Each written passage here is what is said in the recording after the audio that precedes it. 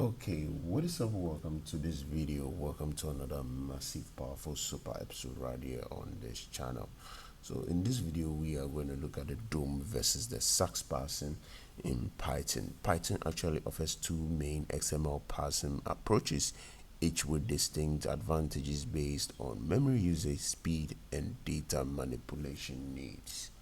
So we are going to look at the key differences between the DOM and the SAX. So for DOM parsing, the document object model creates a complete in-memory tree with a random access to all nodes, bidirectional navigation, and document modification. The limitation on DOM is that there is high memory usage and is inefficient for large files.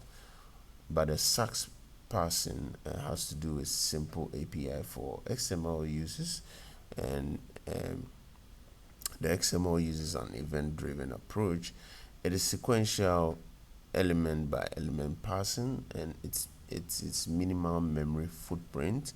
It's also event stream handling, and the limitation to this is that the read only with no random access. Okay, so that's the limitation.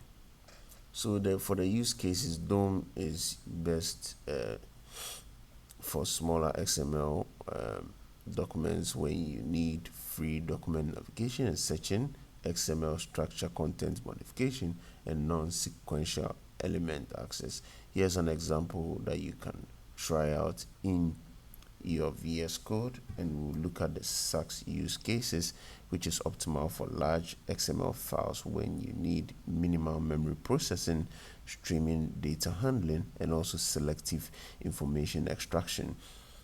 At the bottom here is also an example that you can try out in VS Code.